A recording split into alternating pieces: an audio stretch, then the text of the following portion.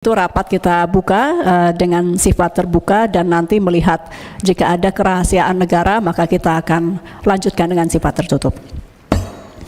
Bapak Ibu yang kami hormati, rapat kita hari ini adalah lanjutan atau follow up dari rapat kerja Komisi 1 khususnya pada tanggal 27 Juni tahun 2024, jadi cukup lama ketika terjadi serangan siber terhadap Pusat Data Nasional Sementara atau PDNS yang terjadi sejak 17 Juni. Kemudian insiden ini mengakibatkan gangguan layanan publik yang signifikan sehingga Komisi 1 merasa perlu menyoroti perlunya langkah-langkah pencegahan yang lebih kuat. Karena itu Raker Komisi 1 dengan Menkominfo dan Kepala BSSN pada tanggal 27 Juni 2024 dilakukan, di mana Kemkominfo menyampaikan bahwa tindakan yang telah dilakukan antara lain pemulihan jangka pendek di beberapa PDNS kita. Kemudian Raker pada 27 Juni 2024 diantaranya menghasilkan keputusan di mana Komisi 1 berpendapat bahwa keamanan siber bukan sekedar masalah teknis, melainkan isu strategis yang berdampak luas terhadap keamanan nasional dan kedaulatan negara. Saya rasa salah satu poin kesimpulan kami ini yang kemudian direspon cepat oleh Presiden Jokowi sehingga menugaskan Bapak Menko Polhukam untuk juga melakukan koordinasi langsung terkait isu ini. Jadi tidak hanya di Kemkominfo dan juga di BSSN tapi ditarik ke atas di Pak Menko Polhukam. Kemudian poin lain dari kesimpulan Komisi 1 pada tanggal 27 Juni 2024 adalah Komisi 1 akan mengagendakan rapat kerja lanjutan untuk mendapatkan laporan terkini mengenai penanganan insiden PDNS. Jadi meskipun kami sudah mendapat update melalui media massa dan juga pernyataan-pernyataan publik oleh Pak Menko Polhukam, namun karena ini menjadi kesimpulan yang mengikat di rapat Komisi 1 sebelumnya, maka kami ingin dalam forum rapat kerja Komisi 1, pemerintah juga dapat menjelaskan update terakhir mengenai pemulihan PDNS dan juga tentang rencana PDN ke depan. Demikian mungkin kami serahkan waktu kepada Bapak Menko Polhukam untuk menjelaskan.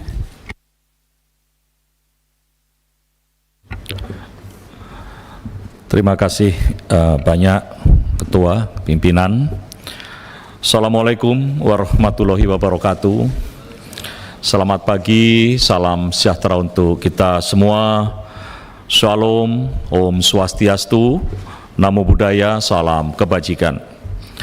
Yang terhormat pimpinan dan anggota Komisi 1 DPR RI, yang saya hormati Wakil Menteri Komunikasi dan Informatika, Bapak Nesar Patria dan Bapak Anggaraka Prabowo, Deputi Bidang Operasi Keamanan Siber dan Sandi BSSN, Maijen TNI Domingus Pakel, para Deputi Dirjen mendampingi, para mitra kerja dari kementerian dan lembaga, serta hadirin dan tamu undangan yang berbahagia. Pertama-tama, saya ingin menyampaikan rasa terima kasih saya atas kesempatan yang diberikan kepada kami untuk menyampaikan penjelasan terkait upaya pemerintah dalam memperkuat keamanan siber nasional, khususnya dalam melindungi Pusat Data Nasional Sementara atau PDNS dari ancaman serangan siber di masa depan. Pusat Data Nasional Sementara yang menjadi bagian penting dari infrastruktur informasi vital negara, saat ini menjadi target utama perlindungan kami. Hal ini sejalan dengan Peraturan Presiden Nomor 82 Tahun 2022, yaitu tentang perlindungan infrastruktur informasi vital, dan Peraturan Presiden Nomor 47 Tahun 2023 tentang strategi keamanan siber nasional dan manajemen krisis siber. Sesuai Peraturan Presiden Nomor 95 Tahun 2018 tentang SPBE, Sistem Pemerintah Berbasis Elektronik, bahwa Kemenkominfo mendapat mandat penyelenggara Pusat Data Nasional PDN sedangkan BSSN mengatur ketentuan perlindungan keamanan sistem elektronik dan ancaman dan serangan sesuai pasal 24 PP PSTE dan memberikan pertimbangan kelaikan keamanan pusat kepada data nasional sesuai pasal 30 2D Perpres 95 tahun 2018. Penyedia PDNS saat ini dilakukan melalui skema KSO antara Lintas Arta Tekno PDNS 1 dan Telkom Sigma PDNS 2 di Surabaya berdasarkan hasil lelang Kemenkominfo sebagai bentuk pelaksanaan Perpres nomor 95 tahun 2018 tentang SPBE. Yang terhormat pimpinan dan anggota Komisi 1 DPR RI, kami laporkan progres mitigasi pasca serangan ransomware pada bulan Juni 2024. Pada bulan Juni 2024, PDNS 2 Surabaya mengalami serangan ransomware yang mengganggu operasional dan keamanan data yang dikelola oleh pemerintah. Dan pada waktu itu terjadi crash, semua sistem tidak berjalan. Serangan ini telah memunculkan urgensi bagi kita untuk meningkatkan kapasitas respon dan mitigasi insiden siber. Selanjutnya saya akan menjelaskan progres mitigasi yang telah dilakukan oleh pemerintah sejak serangan tersebut terjadi. Yang pertama adalah tim respon insiden siber dari BSSN bersama tim Kemenkominfo dan Telkom Sigma ini telah berhasil mengisolasi sistem terdampak dalam waktu 24 jam setelah serangan terdeteksi. Hal ini dilakukan melalui langkah-langkah penanganan darurat seperti isolasi jaringan yang terkena dampak, menghentikan penyebaran ransomware, dan memulai proses pemulihan. Yang berikutnya kita lakukan adalah audit secara menyeluruh terkait dengan keamanan.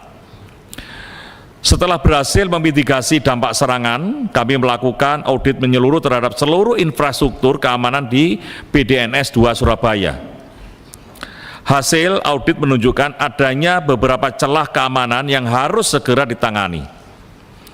Dalam konteks ini, pemerintah terus berupaya melakukan perbaikan-perbaikan teknis yang relevan.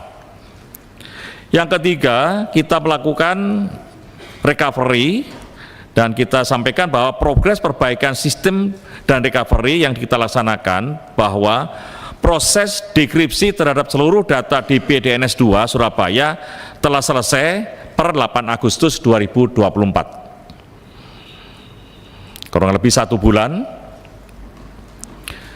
Berikutnya adalah saat ini kita sedang melaksanakan rebuild sistem dan PDNS 2 Surabaya yang direncanakan akan selesai pada akhir September 2024. Pertimbangan untuk melakukan pembangunan kembali dan menggunakan kembali ex-PDNS 2 Surabaya tersebut karena kita konfirmasi dengan para tenan dari kementerian lembaga bahwa PDNS Surabaya masih berkeinginan untuk menyimpan data di PDNS 2 Surabaya. Alasannya adalah karena keterbatasan SDM dalam pengaturan aplikasi dan pemindahan data jika harus dipindah ke data center lainnya. Sedangkan migrasi tenan ke ex PDNS 2 Surabaya ke PDNS Serpong dan Sentul itu akan selesai pada akhir Oktober 2024. Jadi Serpong ini sudah kita bangun dan mirroringnya ada di Sentul, sehingga apabila terjadi permasalahan secara otomatis Sentul akan membackup. Dan untuk Surabaya juga masih kita gunakan. Surabaya belum bisa kita lepas karena ada beberapa tenan yang ingin masih menggunakan PDNS 2 Surabaya.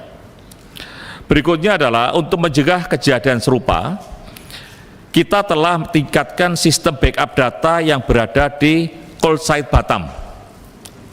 Kami laporkan bahwa kapasitas storage cold site Batam saat ini sebesar 4 petabyte dengan total yang sudah tergunakan saat ini 960 terabyte, kurang lebih baru 0,96 PB atau setara 23%, dan diprediksi akan penuh itu pada akhir tahun 2024. Oleh sebab itu dibutuhkan penambahan kapasitas di call site Batam dengan estimasi penambahan 4 PB sehingga nantinya total menjadi 8 PB.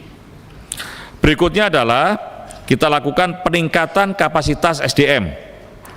Seiring dengan serangan ini, kami menyadari betapa pentingnya peningkatan kapasitas tenaga profesional yang terlibat dalam pengelolaan keamanan siber di PDNS dan operator tenan.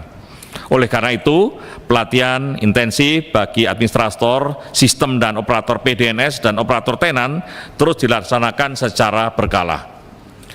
Yang terhormat, pimpinan dan anggota Komisi 1 DPR RI, untuk rencana pembangunan pusat data nasional PDN dan keterkaitan dengan PDNS sejalan dengan upaya memperkuat kedaulatan digital nasional, pemerintah telah memprioritaskan pembangunan pusat data nasional PDN sebagai infrastruktur data yang terintegrasi, aman, dan handal. PDNS yang saat ini beroperasi adalah fasilitas sementara yang berfungsi untuk mengakomodasi kebutuhan data nasional hingga PDN yang permanen selesai. Dan PDN dirancang yang pertama adalah untuk mengkonsolidasi data nasional dari berbagai instansi pemerintah agar lebih efisien dan terpusat. Kemudian kita juga akan memberikan atau meningkatkan keamanan data melalui penerapan teknologi enkripsi tingkat lanjut dan keamanan berlapis. Yang ketiga adalah kita akan memperkuat kapasitas pengelolaan data nasional yang akan memungkinkan analitik data yang lebih mendalam dan pengambilan keputusan berbasis bukti yang lebih kuat. Pemerintah akan membangun 3 pusat data nasional PDN. Yang pertama adalah di Cikarang, kemudian yang kedua adalah di Batam, dan yang ketiga adalah di IKN melalui skema soft loan. Dan pembangunan PDN Cikarang dalam progres saat ini sudah 83% dengan memanfaatkan soft loan dari pemerintah Perancis. Dan PDN Cikarang direncanakan beroperasi pada awal tahun 2026. Dan untuk mengelola PDN ini rencananya akan dibentuk sebuah BLU di bawah Kemenkominfo yang pengajuannya sudah disetujui oleh Kementerian PAN-RB. Sedangkan pembangunan PDN Batam terkait lokasi tanah yang sudah dibebaskan oleh Otorita Batam dan rencananya memanfaatkan soft loan dari pemerintah Korea Selatan, dan saat ini masih dalam proses penentuan konsultan pengawas, dan kemungkinan dalam minggu ini juga akan dari Polhukam juga akan memanggil Otorita Batam untuk melakukan koordinasi terkait dengan penempatan call site yang paling aman di wilayah Otorita Batam. Sementara PDN ketiga akan dibangun di IKN yang lokasi tanah sedang disiapkan oleh OKN, dan kemungkinan minggu ini juga akan kami panggil, akan bisa menentukan di mana letaknya agar kami juga bisa mempersiapkan untuk pembangunan selanjutnya. Dalam proses pembangunan PDN 1 telah melibatkan BSSN, jadi kami sudah libatkan sepenuhnya mulai dari awal sampai pengisian data dan sampai akhir, khususnya dalam pemenuhan persyaratan keamanan cyber. Tantangan yang dihadapi dalam pengembangan PDN dan keterkaitannya dengan PDNS itu mencakup, yang pertama adalah integrasi sistem. Proses transisi dari PDNS ke PDN tidak mudah, terutama karena harus mempertimbangkan resiko keamanan selama proses migrasi data. Dan setiap langkah integrasi harus dilakukan dengan hati-hati untuk mencegah celah keamanan yang bisa dimanfaatkan oleh hacker. Berikutnya adalah ketersediaan teknologi terkini, bahwa pembangunan PDN memerlukan teknologi yang selalu up to date. Oleh karena itu, kami terus berkolaborasi dengan mitra internasional dan domestik untuk memastikan bahwa teknologi yang digunakan di PDN adalah yang terbaik dan dapat mengantisipasi ancaman siber di masa depan. Dan yang sangat penting adalah sumber daya manusia. Pengelolaan PDN membutuhkan tenaga ahli dengan kompetensi tinggi dalam bidang keamanan siber, manajemen data, dan pengelolaan informasi. Pemerintah tengah fokus pada upaya peningkatan kemampuan SDM melalui program pelatihan berkelanjutan dan kolaborasi dengan perguruan tinggi.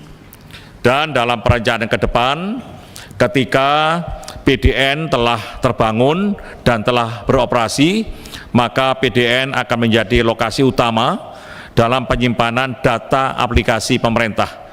Sementara PDNS tetap akan difungsikan untuk backup atau Disaster Recovery Center, DRC. Yang terhormat pimpinan dan anggota Komisi 1 DPR RI, berikutnya adalah untuk pencegahan serangan siber pada PDNS di masa mendatang, kami melakukan beberapa upaya. Pencegahan serangan siber terhadap PDNS merupakan prioritas utama kami. Untuk itu, berbagai langkah preventif telah direncanakan dan diimplementasikan, antara lain yang pertama, kita akan menerapkan model Zero Trust.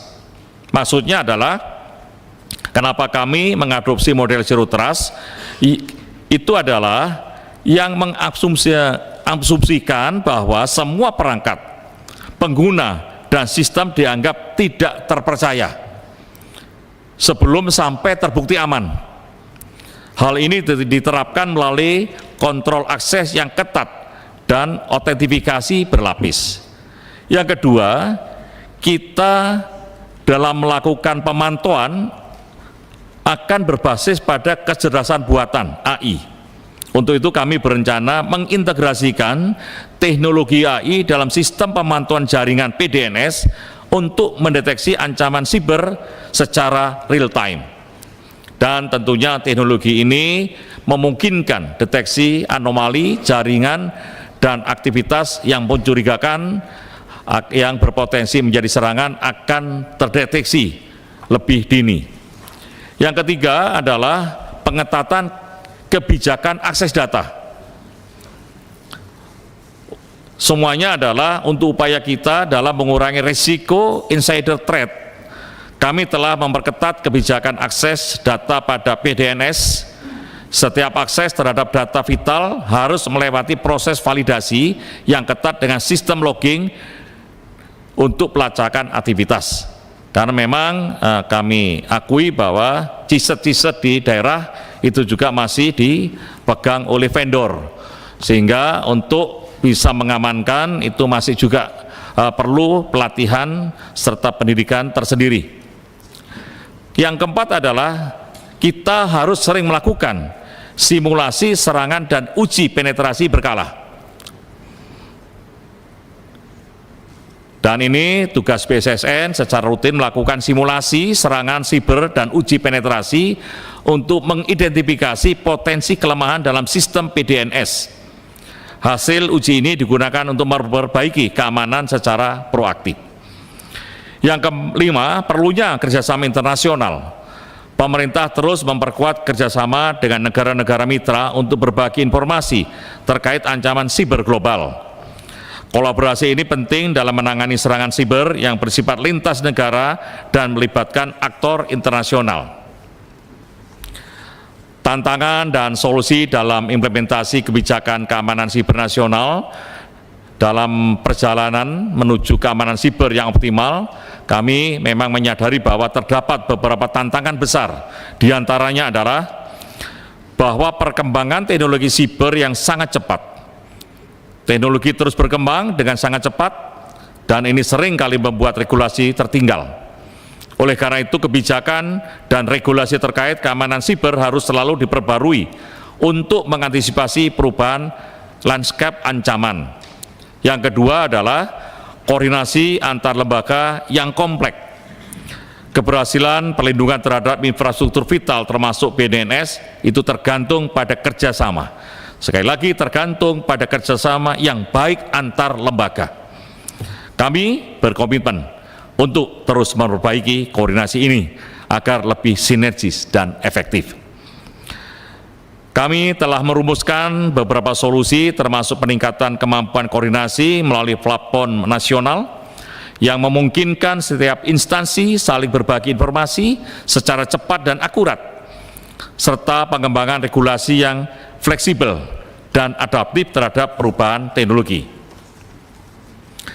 Yang terhormat pimpinan dan anggota Komisi 1 DPR RI Keamanan Siber, khususnya dalam melindungi pusat data nasional sementara, merupakan tanggung jawab bersama yang memerlukan komitmen, kolaborasi, dan tindakan nyata dari semua pihak. Pemerintah akan terus meningkatkan langkah-langkah preventif dan mitigasi untuk memastikan bahwa BDNS serta PDN di masa mendatang tetap aman dari serangan siber. Dengan kerjasama yang kuat antara pemerintah dan DPR, kami meyakini dan sangat yakin bahwa kedaulatan digital Indonesia akan semakin terjaga. Terima kasih atas perhatian dan dukungan yang diberikan. Semoga kita semua dapat mewujudkan keamanan siber secara optimal. Demikian, wabillahi taufik wal hidayah. Wassalamualaikum warahmatullahi wabarakatuh. Om Santi, Santi Santi Om. Baik, terima kasih Saudara Menteri Koordinator Bidang Politik, Hukum, dan Keamanan, Bapak Hadi Cahyanto, beserta seluruh jajaran. Kami menerima satu lagi materi yang akan disampaikan oleh Kemkominfo. Betul Pak Menko? Kemkominfo akan menyampaikan juga. Bisa dilakukan terbuka atau tertutup? Izin Ibu Ketua, yang bagian PDN mungkin bisa kita lakukan tertutup. Yang PDN, rencana untuk PDN. Izin Ketua. Yang ini PDNS atau PDN yang dipresentasikan? Ada yang PDNS dan ada juga rencana PDN ya Pak. Apakah Pak Wamen tahu nanti halaman berapanya? Jadi karena nanti call-nya di Bapak. Kalau memang itu sudah masuk kerahasiaan, maka kita tutup. Pak Dev, silakan. Ketua, enggak, ini daripada setengah-setengah, enggak sebaiknya saja tertutup atau terbuka. Kalau memang mau ditutup setengah-setengah, ya sebaiknya tertutup saja. Nanti setelah itu baru press conference menjelaskan. Kalau memang merasa aman, ya terbuka semuanya gitu Pak. Sebaiknya sih. Izin Ketua, kalau saya melihatnya ini hal yang krusial yang publik juga harus tahu begitu, karena mereka ingin tahu keamanan dirinya, apalagi terkait sekarang ini ada kebocoran NPWP begitu. Jadi pengen tahu juga nih kenapa kebocoran, kenapa ada pencurian data lagi begitu. Berarti kan ini ada kegagalan, ada yang bolong-bolongnya itu masih begitu. Jadi saya kira publik ini harus tahu, itu saja. Kasih.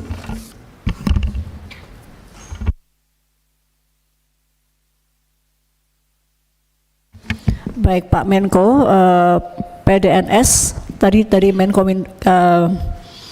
Kemkominfo Pak Wamen mengatakan untuk PDNS bisa dibuka, itu oke Pak dari pemerintah, nanti baru PDN ditutup karena PDN memang masih ke depan kan Ibu Nurul, jadi kalau memang ada perencanaan strategis kami pahami kalau ditutup, tapi PDNS kalau bisa, karena memang sudah kemarin ini kan ada perasaan publik yang tercederai, jadi kalau bisa disampaikan secara terbuka, bisa?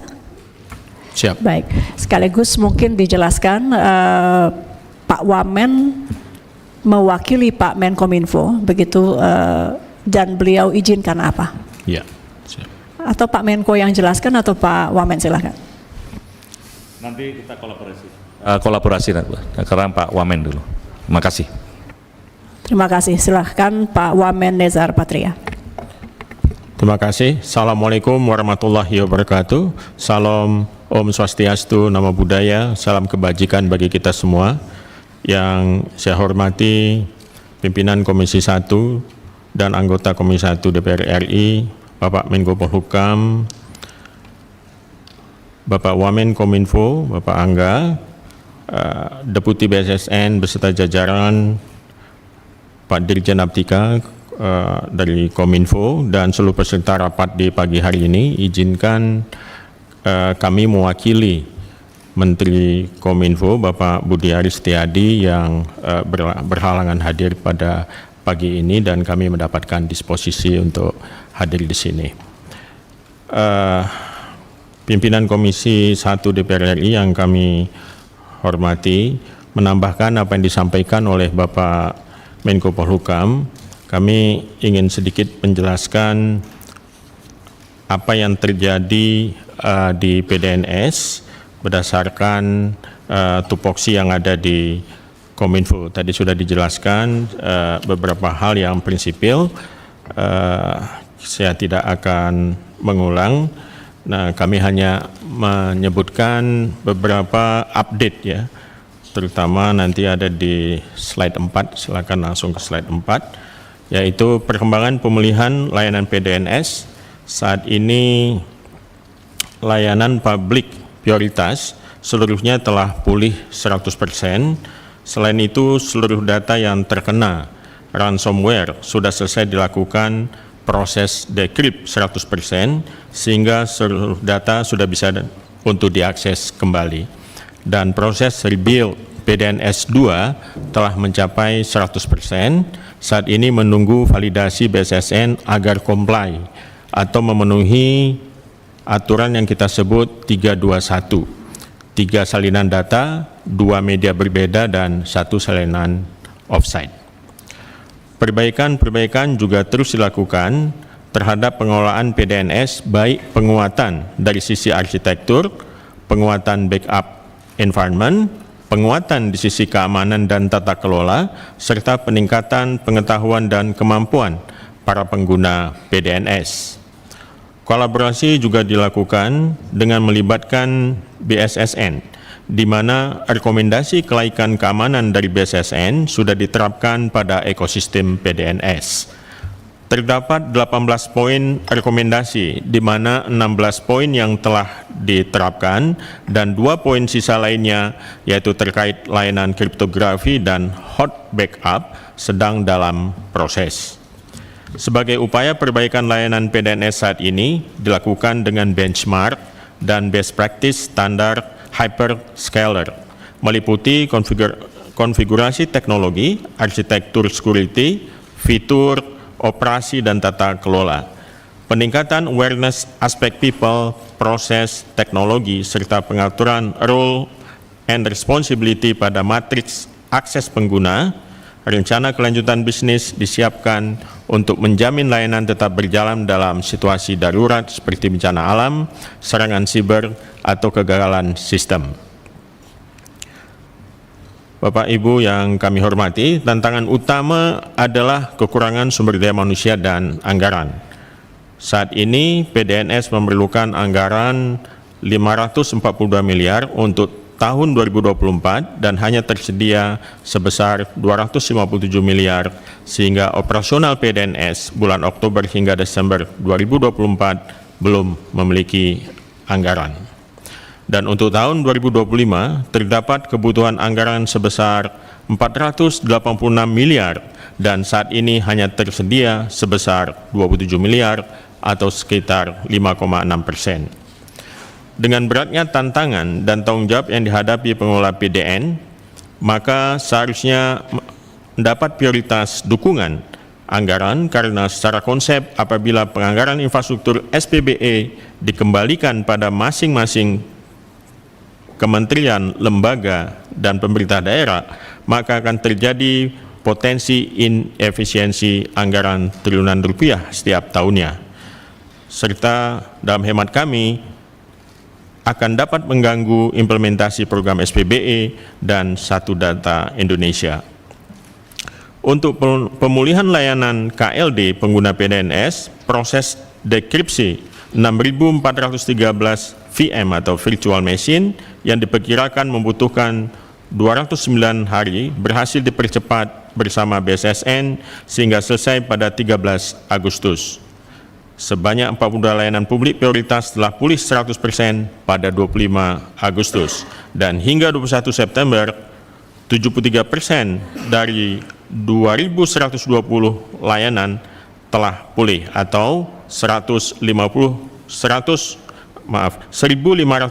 layanan telah pulih. Dalam penyelenggaraan SPBE, pelaksanaan peran dan tanggung jawab memerlukan pembagian peran dan tanggung jawab antara Kementerian Kominfo sebagai regulator, kerjasama operasi atau KSU PDNS, dalam hal ini Telkom dan Lintas Arta sebagai penyedia dan pengelola, serta instansi pusat dan pemerintah. Dalam menghadapi bencana, terdapat beberapa opsi strategi disaster recovery yang bisa dijalankan. Yang pertama adalah solusi cold backup, solusi hot backup DRC atau disebut active standby, dan solusi hot backup DRC atau disebut active-active. Kita beralih ke pembahasan perkembangan PDN 1 dan PDN 2 dan kebutuhan anggaran. Pertama, PDN 1, overall progress pekerjaan per tanggal 15 September 2024 sebesar 83%, seperti telah disampaikan oleh Bapak Menko Polhukam. Pembangunan fisik PDN 1 ini ditargetkan selesai pada 20 Oktober 2024 dan pelaksanaan testing dan commissioning pada bulan November hingga Desember tahun 2024 serta target operasional Januari tahun 2025. Pembangunan Pusat Data Nasional 1 tentu melibatkan BSSN terutama pada penyusunan desain ICT dan cyber security. Rapat dan diskusi dengan BSSN sudah dilakukan sejak tahun 2023 dan berikut adalah 14 poin hasil rekomendasi BSSN yang diimplementasikan pada Pusat Data Nasional 1 untuk memperkuat sisi keamanan siber seperti yang ditampilkan pada slide 17. Kedua, untuk PDN 2 yang dibangun dengan spesifikasi yang sama dengan PDN 1, saat ini sudah dilaksanakan pematangan lahan tahap 1 dengan kondisi lahan sebagai berikut. Bisa dilihat di slide 20. Ada sejumlah, ya. Oh, di situ tidak ada halamannya. Sama-sama, Pak. Mungkin waktu di print tidak ada halamannya, Pak.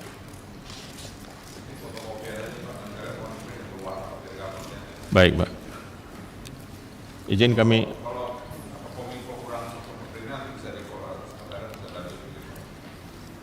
Siap, Pak. Terima kasih. Mungkin bisa kita lihat di screen ya, Pak. Nah, ada kendala dengan lahan ini, terutama unjuk rasa oleh masyarakat, ya, yang disebabkan oleh buangan air hujan dari kawasan yang membuat tanah dan lumpur yang merusak terumbu karang pada pantai terdekat. Untuk itu kami bekerjasama dengan pengelola kawasan untuk membuat drainase sementara, sedimen trap, dan pemasangan cerucuk dolken untuk dapat menahan dinding tanah sementara yang kemudian perlu dilakukan pematangan lahan tahap 2. Lalu hal yang ketiga yang ingin kami sampaikan adalah mengenai kebutuhan anggaran. Hingga saat ini masih terdapat kebutuhan anggaran yang belum tersedia untuk mendukung kegiatan PDN. Pada PDNS, hal ini berisiko pada terhentinya layanan komputasi awan pemerintah atau cloud yang melayani 503 instansi pemerintah dengan lebih dari 11.000 aset pemerintah berupa virtual machine yang berujung pada terhentinya layanan publik dan atau administrasi pemerintah. Hal ini juga akan menyebabkan gagalnya program SPBE yang berpotensi terjadinya pembengkakan anggaran pemerintah. Untuk pembangunan PDN 1, kurangnya anggaran akan berisiko menyebabkan tidak dapat beroperasinya PDN 1 sesuai target karena kurangnya pagu PHLN dan tidak terbayarnya iuran jaringan internet dan listrik, serta tidak terbayarnya biaya pengelolaan lingkungan, air, limbah, dan sampah di kawasan. Dan untuk pembangunan PDN 2, kebutuhan anggaran yang belum tersedia untuk pematangan lahan tahap 2 berisiko menyebabkan tanah longsor yang dapat mencemari pantai, serta akan menyebabkan proses pelaksanaan pembangunan mundur dari waktu yang sudah direncanakan. Perlu kami sampaikan, tadi ada diskusi kecil di antara instansi dan kemungkinan nanti Bapak Kemenpolhukam akan membahas ini di pekan depan. Jadi nanti mungkin ada perkembangan terbaru terkait dengan lokasi PDN 2 ini. Demikian yang dapat kami sampaikan kepada para anggota Dewan Terhormat Komisi 1. Terima kasih. Wassalamualaikum warahmatullahi wabarakatuh. Waalaikumsalam warahmatullahi wabarakatuh. Kita baru terima ini Pak Dev, jadi baru disiapkan. Jadi bukan karena kurang anggaran, tapi mungkin karena terlalu serius. Tadi katanya belum sempat terprintkan dengan rapi. Jadi ini kita sudah terima berwarna. Memang agak terlambat sedikit Pak Wamen, tapi tetap kita terima. Jadi untuk saat ini poinnya, seluruh PDNS sudah aktif, khususnya PDNS 2 sudah aktif 100%. Ya Pak ya, poinnya itu ya Pak Menko ya. Oke, satu lagi sebelum kita masuk ke sesi tertutup, karena ini juga tadi banyak concern dari teman-teman wartawan terkait bocornya data-data pajak NPWP. Itu apakah juga yang terkait dengan PDNS atau tidak? Serangannya itu terhadap siapa sebetulnya Pak Menko? Lembaga mana? Dari data di lapangan memang NPWP ini tidak masuk di tenan di PDNS 2 Surabaya. Kemudian kita juga saat ini bekerja sama dengan BSSN itu masih melaksanakan validasi terkait data yang dibocorkan, diantaranya adalah nomor HP, NIK, dan NPWP. Analisa sementara yang sudah didapatkan oleh BSSN adalah sebagian data yang dinyatakan ketidakcocokan dengan data asli. Nah, ini diduga data-data tersebut diperoleh dari beberapa kota atau kabupaten, sehingga ada sebagian yang tidak sesuai dengan yang data yang dibocorkan itu tidak sesuai dengan pemiliknya, baik NIK maupun NPWP. Kemudian berikutnya yang akan kita lakukan, yang sudah kita lakukan adalah tim CISAT, jadi tim pengamanan ini Kemenq ini sudah menindaklanjuti secara internal dan melibatkan tim BSSN. Terus kita kerja. Kami dari Kemenko Polhukam ini terus memantau serta berkoordinasi dengan BSSN terkait dengan kebocoran ini, dan minggu ini akan kami laksanakan rapat tingkat menteri yang dihadiri oleh Ditjen Pajak dan dihadiri oleh BSSN untuk mencari solusi permasalahan dan bagaimana mitigasinya terkait dengan kebocoran ini.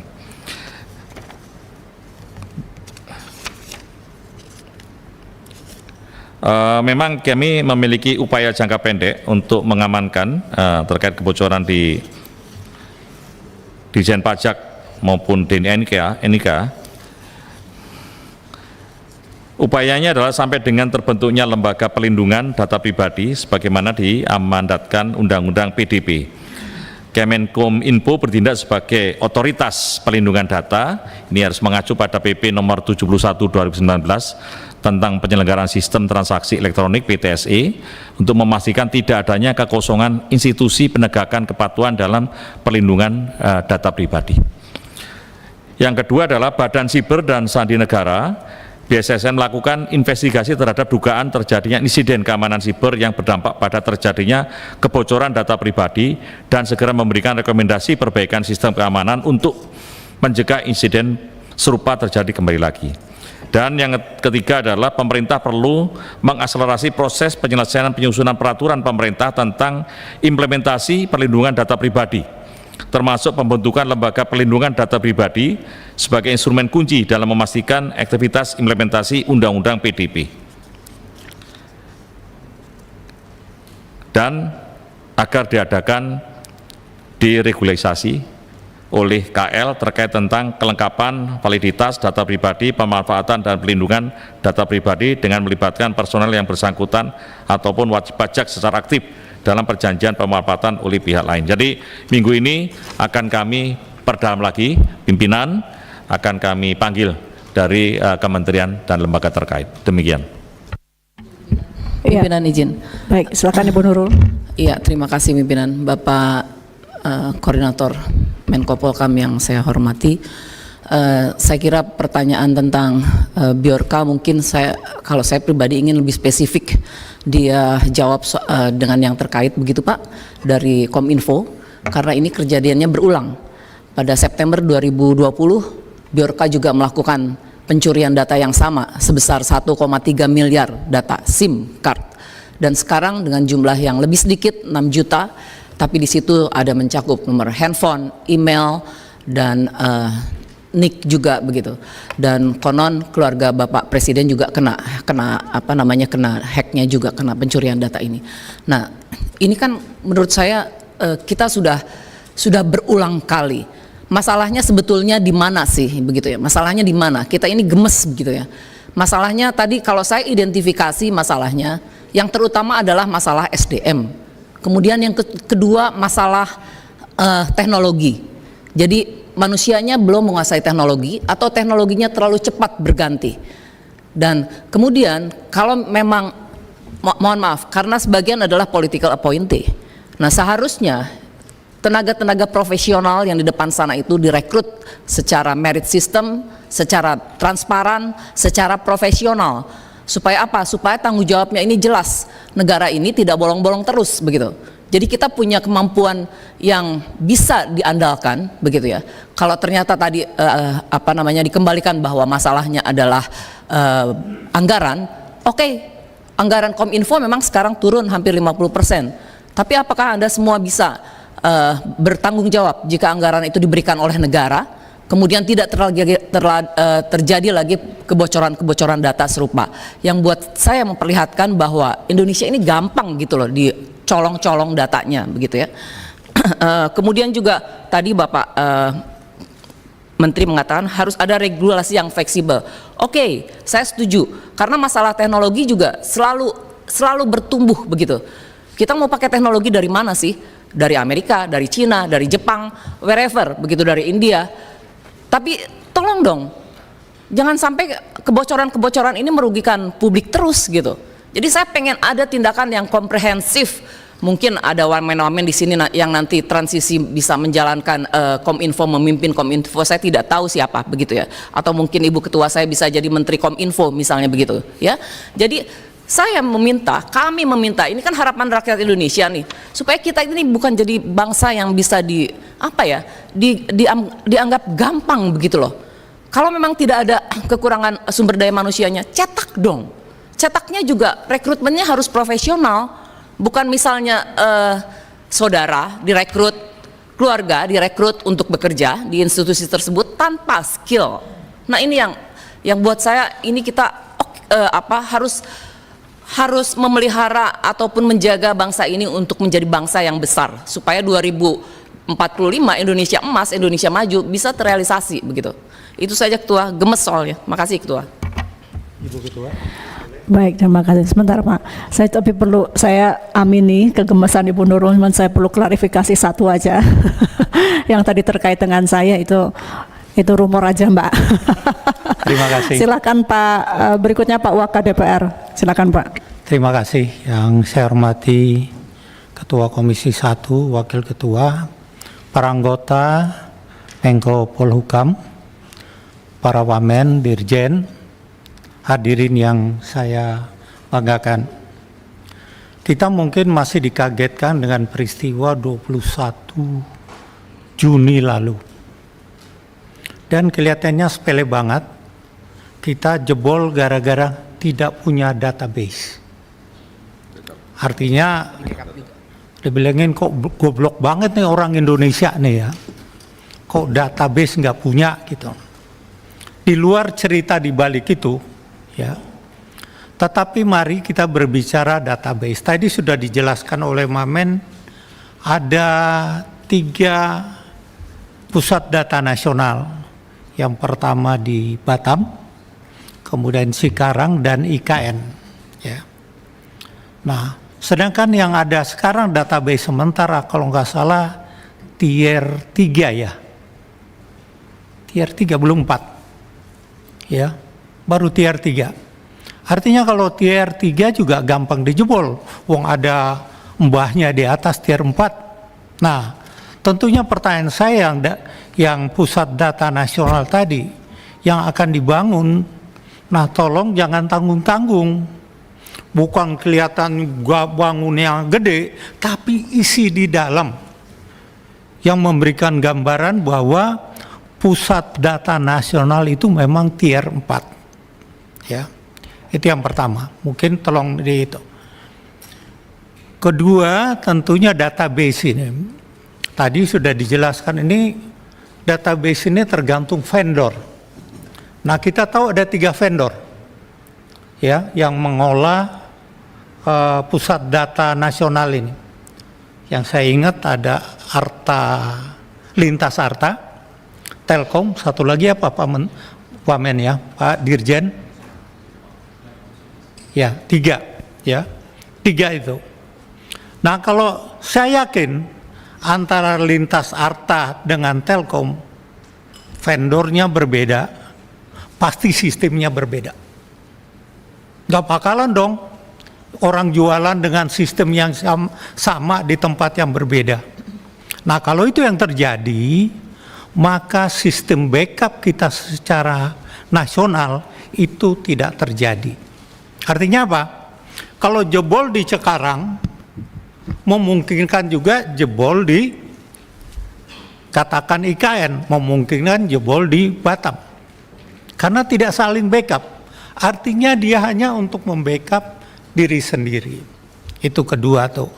Dan ini penting sekali ini untuk dilihat vendornya bisa nggak diajak kerjasama ya untuk membicarakan ini. Dia mau pakai, tadi disampaikan oleh Bu Nurul, jangan sempat siapa ini Lintas Arta pakai punya Rusia, kemudian terus Telkom pakai punya Cina, yang lain pakai Amerika.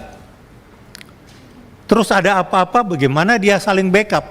Karena pasti waktu dia diganggu, pasti dong pertahanan dia dulu yang dia pegang. Nah, itu.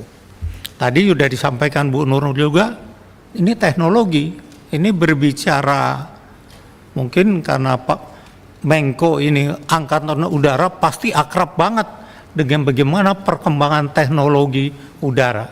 Gak bisa ketinggalan. Ya. Nah, sama dengan ini. Teknologi ini juga jadi penting. Itulah yang membuat seharusnya Kementerian Komunikasi dan Informatika ini jadi mahal. Gak bisa dia pakai gaya seperti pegawai negeri biasa, kursi ini nanti sekian bulan diganti, sekian bulan diganti. Enggak, melihat hakikat ancaman, ada apa di luar. Nah, disitulah yang dikatakan bahwa selalu dia harus mengupgrade. Kalau umpamanya nanti tunggu anggaran, bayangin mau beli katakan satu alat canggih, nunggu 2 tahun. Perkembangan teknologi sudah seperti apa. Kemudian anggaran, tadi saya tanya, kebetulan saya nggak ikut. Anggaran Kominfo ini sebagai ujung tombaknya berapa sih? Katanya 13 ini turun 50 miliar. Hampir 50%, maaf. 50%. Yang masih 100% aja jebol, kan jebol kemarin. Nah, bagaimana yang dikurangi 50%? Ya, mungkin akhirnya kita atas berkat rahmat Allah yang Maha Kuasa dengan didorongkan keinginan luhur supaya kita aman. Mungkin begitu aja berdoa. Apa yang disampaikan Pak Wamen bagus, tapi kalau uangnya nggak ada Pak Wamen, gimana? Saya pikir gagas, saya hadir kemarin, ada tambahan biaya untuk Kominfo, ternyata hanya tambah 10 miliar. Jadi apa tuh barang? Hah? Buat sosialisasi aja. Sosialisasi artinya kan kita berharap dengan kemarin kita dihajar, ada dong. Nah, ini kembali lagi. Bagaimana kepedulian pemerintah terhadap pertahanan cyber. Kalau pemerintah nggak ada political will-nya nggak ada, ya sia-sia juga Bapak duduk sini paparan sekian-sekian, ya kita nggak punya apa-apa. Ya, kita nggak punya, sama dengan saya suka cerita Pak mantan Kasau ini. Ya kalau dia pesawatnya teknologi, katakan kita dibeli rata-rata teknologi generasi 4 aja udah kalah kita Pak ya. 4 aja udah kalah. Bagaimana kita mau beli yang sebelum dari itu? Nah, kira-kira ini Kominfo seperti ini, ya. Nah, sekarang dengan ada anggaran ini kita berbicara 1 tahun, ya. Kira-kira konsepnya yang dibacakan oleh Pak Wamen tadi, tolong itu dibuat lebih realistis lagi, supaya memang benar-benar diaplikasikan. Yang jelas kagak bisa beli barang baru aja. Ada nggak bisa, ya tinggal katakan mungkin Kominfo rajin-rajin keliling asistensi, ya kerjasama mungkin diperkuat, BIN ada, Kejaksaan ada, BAIS ada, supaya patroli udaranya ini bisa lebih mantap. Karena kita nggak bisa beli baru. Mungkin maaf yang paling canggih kalinya di sini bukan Kominfo, paling canggih punya BIN, ya punya BIN paling canggih. Tapi mari kerjasama, ya karena sekali lagi tidak ada anggaran tambahan, ya. Mudah-mudahan dengan kolaborasi yang disampaikan oleh Pak Menko tadi, ini bisa kita minimal bertahan, ya, untuk menuju nanti tahun 2026 nanti dengan anggaran yang insya Allah sudah ada kemauan politik dari negara untuk bagaimana membangun pertahanan cyber kita. Kita mau bangun pertahanan cyber, maaf Pak Menko. Kalau cuma bangun orangnya sama dengan infanteri kayak saya Pak, ya harus ada alatnya. Dan itu yang mahal. Kalau dibangun orang, gaji banyak seperti Angkatan Darat ini, tetapi tidak didukung dengan alutsista yang memadai, sia-sia yang namanya Angkatan kelima. Itu aja. Terima kasih pimpinan. Pak Dev, silakan. Baik, terima kasih pimpinan. Yang kami hormati Pak Menko Polhukam beserta jajarannya, para Wamen Kominfo 12 beserta jajarannya Pak Dirjen, dan Pak Deputi Polhukam, dan juga di ujung ini ada sahabat lama kita Pak Pakel. Ya, senang dan bahagia, kita senang bisa berkumpul bersama membahas beberapa hal, tapi saya sedih ini kenapa kita masih membahas hal yang sama, bolak-balik tadi diutarakan oleh para senior-senior kami mengenai keteledoran lah Pak dari sini, ya mohon maaf ya Pak ya, ini keteledoran dari sisi pemerintah. Akan kenapa masih hal ini terus kerap terjadi? Ya pertama, waktu PDNS itu jebol, itu sudah cukup memalukan buat kita. Padahal sebenarnya semestinya itu kan ada program mercusuarnya Presiden Jokowi. Lalu waktu itu rapat yang terakhir itu yang kita membahas kebocoran PDNS dengan Kominfo dan juga dengan BSSN, sempat saya sampaikan. Dan ini sekarang dibutuhkan apa lagi? Kalau anggaran sudah, ya untuk tahun depan memang ada penurunan, tapi itu kan semua merata ke semua kementerian. Akan tapi kalau dari Kominfo, BSSN terus terjadi penambahan dari mulai tahun 2019 hingga 2024. Total itu lebih hampir 100 triliun atau lebih dari 100 triliun. Lalu dari BSSN memang agak fluktuatif. Nah, undang-undang dari mulai ITE sudah diperbaiki, PDP juga sudah kita buat, sekarang bahkan urunan dari PDP pun belum rampung nih Pak, masih ada komisi PDP kan.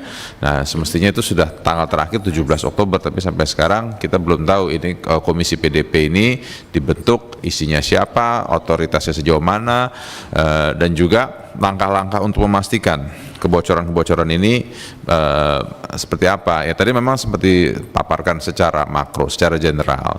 Akan tapi tindak lanjutnya ini, ya ketika kita bicara teknisnya, ketika kita bicara langkah tahapan demi tahapannya, ini belum ada yang disampaikan kepada kami yang bisa menenangkan pikiran dan hati kami. Dan kami berbicara di sini kan sebagai wakil rakyat, kita menyampaikan kekhawatiran, ketakutan masyarakat secara umum. Bagaimana kita bisa terus melangkah untuk menuju digitalisasi Indonesia, internet 5.0 dan terus juga e-government services dan lain-lain, ketika data-data masih belum bisa disimpan secara aman. Ya, memang kejadian kemarin itu sudah ada tindakan lanjutnya. Nah, kan tapi ini kebocoran masih terus kerap terjadi. Nah, memang bisa mengelak mengatakan bahwa itu kebocoran bukan di salah PDNS. Akan tetapi itu kan tetap adalah data masyarakat yang dikelola oleh pemerintah. Nah, sekarang tanggung jawab pemerintah ini sejauh mana? Kalau memang data itu memang tidak disimpan di PDNS atau PDN nantinya, ya sekarang ini untuk memastikan bahwa setiap kementerian sebagai pengampu data itu securingnya sejauh mana, firewall yang dibangun sejauh mana. Lalu ketika kita seperti Bapak katakan tadi, kerjasama dengan kampus lain, mencetak ahli-ahli baru, engineer yang baru. Nah, ini langkah-langkahnya sudah sejauh mana? Siapa yang sudah direkrut? Siapa yang sudah diperkerjakan untuk membuat programming baru untuk mengamankan data-data kita? Ini yang kita ingin lebih dalami agar apa? Agar kita bisa dengan gagah berani, ya, bicara dengan ke masyarakat melalui media bersama-sama dengan pemerintah mengatakan bahwa kita sudah melakukan hal A, B, C, D, E, F. Jangan kita ngomong ke media bahwa sudah ada tindakan, sudah ada pengamanan, tapi minggu depan ada data lagi yang jebol. Karena itu yang terjadi, Pak. Ya, setelah kejadian PDNS yang pertama beberapa bulan yang lalu, kita mengatakan sudah ada langkah, sudah ada pengamanan, sudah ada perbaikan, tapi begitu di lapangannya terjadi lagi kebocoran data, terjadi lagi penjualan data. Ya memang langsung bisa dibilang, wah, data itu sudah diblokir, data sudah ini. Bukan itu yang kita ingin sampaikan. Kalau kita bilang data sudah diblokir, data sudah diganti, ya itu sih sama saja kayak kayak menutupin permasalahan dengan sweeping it under the rug gitu. Kayaknya hanya nyembunyiin dengan satu layer aja, tidak menyelesaikan titik persoalannya itu sendiri. Nah, itu yang ingin kita dalami sehingga kita bisa menyampaikan kepada masyarakat anggaran 3.600 triliun itu yang untuk 2026 itu benar-benar dapat digunakan untuk berbagai macam hal, termasuk pengamanan data, agar ketika kita transisi ke pemerintahan baru ini penuh dengan keyakinan dan ketenangan bahwa digitalisasi Indonesia itu benar-benar berjalan dengan on track, baik dari sisi pelayanannya ataupun pengamanannya. Sekian, terima kasih. Pak Ali. Terima kasih pimpinan. Yang kita hormati Kemeninfo, para Wakil Menteri Komunikasi dan Informatika, para Dirjen Aptika dan Deputi Operasi BSN. Saya menekankan kembali apa yang disampaikan oleh Ibu Nurul tadi. Ini apa yang terjadi selama ini dan ramai lagi kembali terjadi oleh yang menamakan dirinya oleh sekelompok Yorka ini, Pak. Ini seakan-akan menjadi pukulan kembali kepada kita. Bahkan mereka kelompok ini pernah menantang kita untuk menunggu kapan untuk digerebek gitu, Pak. Nah, mulai melihat situasi kayak gini kembali, ya kita berharap nih mungkin dengan dikoordinasi dengan oleh Kemeninfo ini dapat dilakukan tindakan, karena kita lihat Yorka ini juga pernah di luar negeri juga, mereka sempat juga sudah ditahan gitu, tapi sampai sekarang juga masih tetap terjadi, dibiarkan begitu. Nah, dengan koordinasi dari Kemeninfo ini kita ingin hal-hal seperti ini tidak terjadi lagi. Nah, yang kedua, mungkin dengan sekarang dikoordinasikan oleh Kemeninfo, koordinasi tentang kebijakan yang dilakukan oleh Kemeninfo dengan BSN ini supaya betul-betul koordinasinya ada, sehingga tidak ada tumpang tindih atau memojokkan siapa yang benar siapa yang salah. Jadi mudah-mudahan Kemeninfo ini dapat Kemenkumham dapat memberikan kebijakan-kebijakan kepada dua kementerian kita dengan satu lembaga ini untuk betul-betul bekerja dengan kebijakan yang sudah diberikan. Terima kasih pimpinan. Terima kasih. Sudah semua memberikan pandangan. Saya dari meja pimpinan juga ingin menyampaikan beberapa hal. Yang pertama, terima kasih Pak Menko Polhukam terasa kembali gaya kepemimpinan Bapak pagi hari ini, teringat kembali sekian tahun yang lalu bersama 4 tahun di sini, 4 tahun lebih malah, dari Kasau segala macam, dari Irjen Pak ya, cukup lama di Komisi 1. Nah, rasanya apa yang diambil, langkah-langkah yang diambil ini memberikan semacam kepastian. Kita harapkan setelah rapat hari ini ada langkah-langkah kepastian sebagaimana yang disampaikan oleh Pak Menko Polhukam. Saya suka sekali gaya beliau dalam menyelesaikan permasalahan, ya, tenang tapi meyakinkan. Mudah-mudahan ke depan akan semakin baik. Saya akan mencoba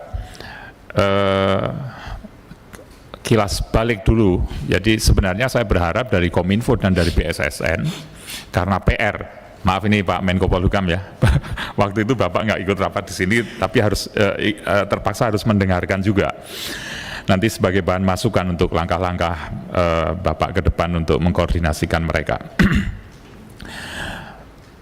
Pak Menkominfo, BSSN, semuanya yang ada di kepala teman-teman Komisi 1 berkaitan dengan security, mereka sudah terbiasa kalau nggak terjadi apa-apa itu artinya Anda bekerja dengan baik. Gitu loh Pak. Kalau nggak terjadi itu artinya Anda bekerja, nggak usah khawatir.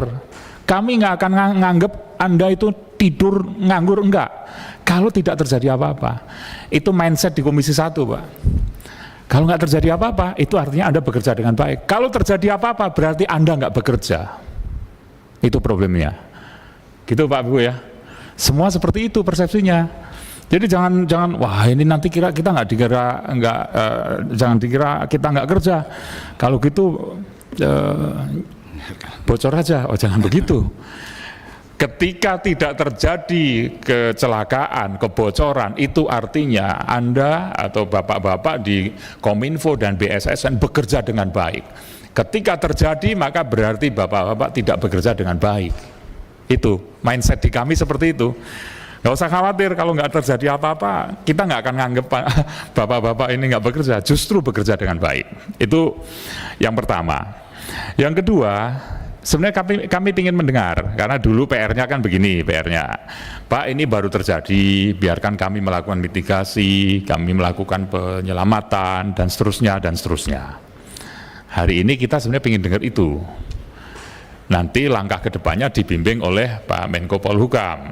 Nah, langkah-langkahnya saya kira tadi bagus sekali. Yang ingin kita gali, seberapa data yang hilang. Terus bagaimana perlakuan terhadap data yang hilang? Saya tidak ingin dijawab datanya nggak ada yang hilang. Saya tidak ingin. Karena dalam, kebetulan pimpinan Ketua Panja Pelindungan Data Pribadi itu saya. Ketika ada data yang hilang atau yang dihack oleh pihak yang tidak punya hak atas itu, maka berarti yang salah adalah pengendali data. Yang salah pengendali data. Masyarakat tahunya pengendali data dalam hal ini adalah Kominfo. Ya. Nah ini perlu dijelaskan, kalau memang bukan Kominfo siapa? Gitu. Ketidaktegasan ini menyebabkan bapak-bapak di Kominfo atau mungkin di BSSN sebagai yang bertanggung jawab atas security menjadi tertuduh. Karena memang undang-undangnya seperti itu. Walaupun lembaga pelindungan penyelenggara pelindungan data belum jadi, ini yang ditagih oleh Pak Dev tadi. Oke ya. Jadi bagaimana terhadap data yang hilang atau yang dihack atau yang diblok atau yang dikunci oleh ransomware. Kemudian yang berikutnya bagaimana recovery? Recovery-nya seperti apa? Dengan PDNS yang waktu itu Telkom Sigma ya, Telkom Sigma ikut ke sini, kemudian ketika waktu itu, maaf dalam bahasa Jawa, Pak Panglima tahu, kayak sahur manuk itu yang satu ngomong gini, yang satu ngomong gini, nggak terkoordinasi dengan baik. Titip Pak Panglima, biar nggak sahur manuk nanti saya kira perlu ditertibkan ini. Karena yang satu mengatakan begini, yang satu mengatakan begini, yang lain lagi mengatakan begitu. Masyarakat nggak butuh itu. Masyarakat butuh respon yang cepat, respon yang tepat. Itu nggak perlu saling menyalahkan, itu yang salah sana, itu yang salah sana, nggak perlu.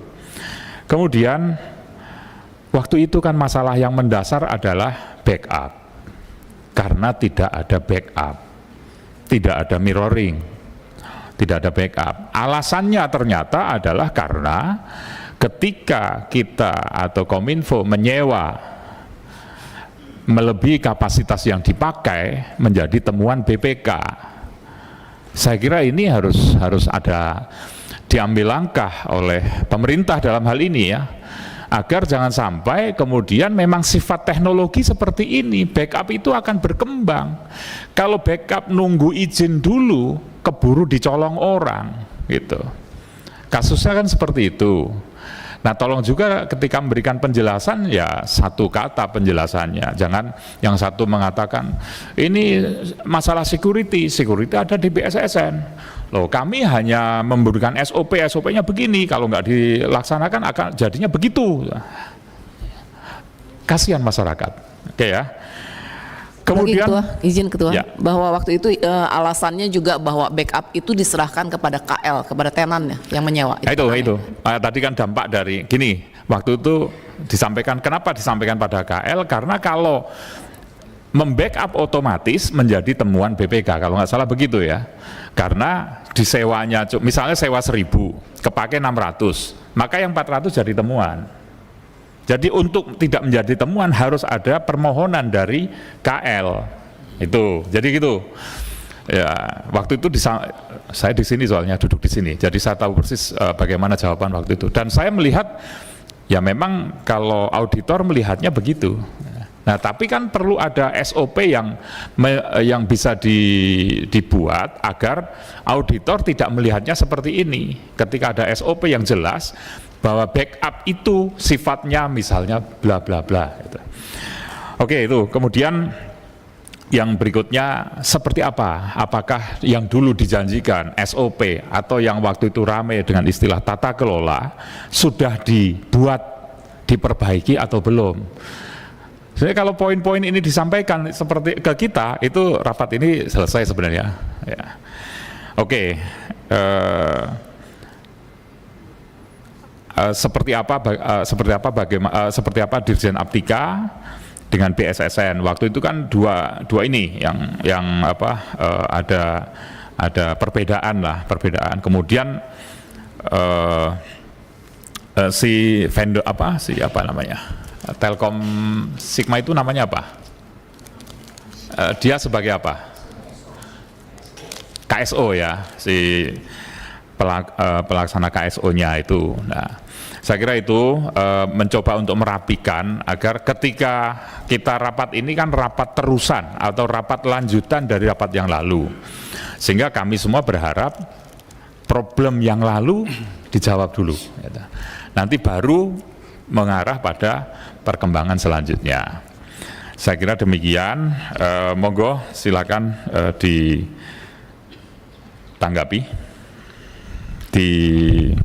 Ada lagi Pak Nurul? Cukup? Pak Sekjen? Pak Dev? Cukup ya? Pak Ali cukup? Monggo Pak Menko. Saya izin memberikan penjelasan di depan, nanti akan ditambahin oleh dari Kominfo maupun dari BSSN. Terima kasih pimpinan.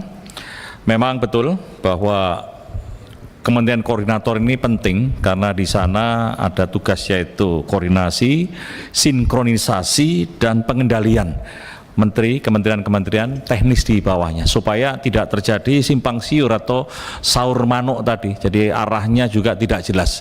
Ini penting. Dengan kejadian bocornya BDNS di Surabaya, BDNS 2, ini akhirnya saur manuk itu bisa dieliminir, kemudian dikoordinasi oleh Menko Koordinator, kemudian disinkronasi dan dikendalikan. Peristiwa bocornya BDNS 2 itu membawa kita, membuka pikiran kita, pentingnya kita berkoordinasi, tidak memiliki ego sektoral di kementerian. Mana yang memang mengkait ini harus segera kita selesaikan, sehingga di lapangan juga kita temukan itu. Memang kita masih diberkati oleh Tuhan Yang Maha Kuasa dengan di BDNS 2 ini crash, tapi kita bisa melakukan tugas dan fungsi pelayanan imigrasi pada waktu itu. Karena apa? Yang pertama adalah kami laporkan BDNS 2 memang tidak punya backup, karena Batam juga masih menunggu waktu yang lama. Namun Batam pada waktu itu juga bisa difungsikan, kita ambil sebagian datanya, namun Kementerian Dirjen Imigrasi ini memiliki backup data mandiri. Ini terselamatkan di situ. Backup data mandiri, diambilkan juga data di Batam, sehingga dalam waktu sekian hari sudah bisa berjalan. Dari pengalaman itu kami laporkan bahwa setelah kami lakukan rapat koordinasi dengan Kementerian Kominfo, dengan BSSN, kemudian dengan beberapa kementerian, kemarin sudah dibuatkan satu sinkronisasi antar lembaga kementerian, dan hasilnya adalah di BDNS 2 yang sekarang sudah kita buat, yaitu Serpong dan mirroringnya ada di Sentul. Apa yang kita perbuat di sana dari pengalaman BDNS 2 di Surabaya? Yang pertama adalah backup kita buat berlapis.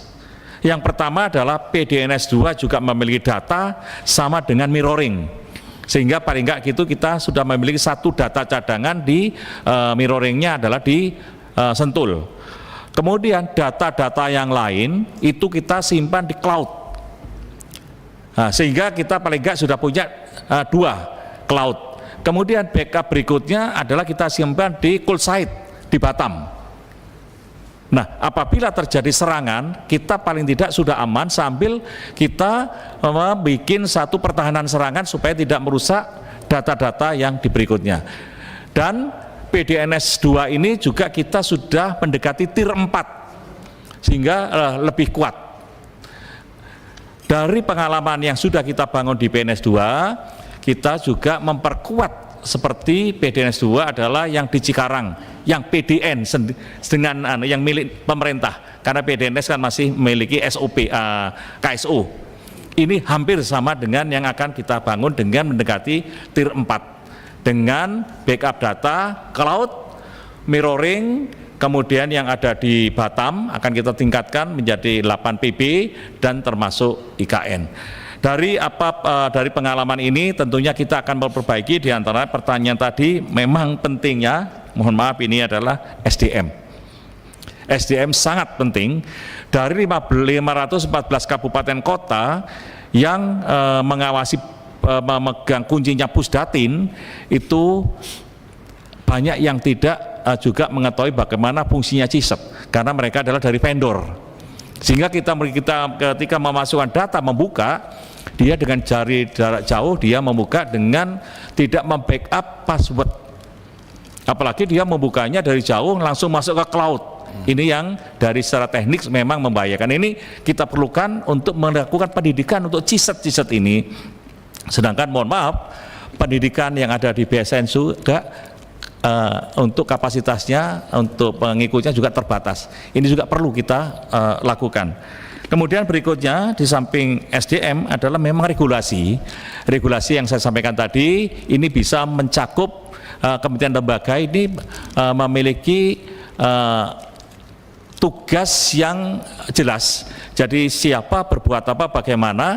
Seperti kejadian kemarin dalam proses pengembangan BDNS, BSSN memang dari awal belum dilibatkan, tapi sekarang sudah dilibatkan secara langsung, sehingga akan bisa mengetahui permasalahan-permasalahan apabila terjadi, sehingga sudah punya gambaran.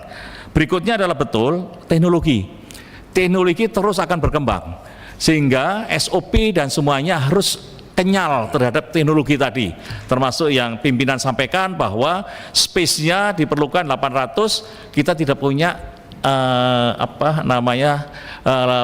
space cadangan, sehingga kita harusnya 1000 hanya 800. Ini juga akan kita juga koreksi untuk kita bisa membuat space cadangan, sehingga seluruh data termasuk backupnya ada di satu tempat. Memang kami juga ingin menyinggung terkait dengan sistem yang di sana. Kami juga bukan ilmunya adalah saat ini apakah sudah menggunakan blockchain.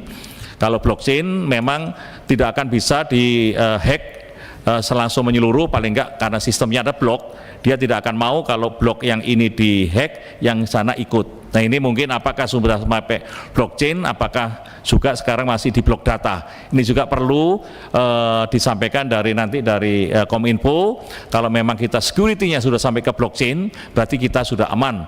Dan terus terang memang terkait dengan digital ini, kita memang perlu terus duduk bersama untuk mensimulasikan, dan kemungkinan ancaman dari Bjorka itu juga jangan kita anggap remeh, karena ancaman ini adalah ancaman tahun 2022 akan mengancam ini, dan ancaman berikutnya kami juga punya data akan mengancam salah satu lembaga atau kementerian yang nanti akan lumpuh.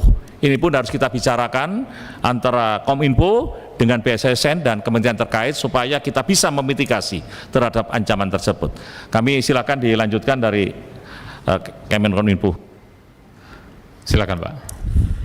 Terima kasih Pak Menko Polhukam dan pimpinan Komisi 1.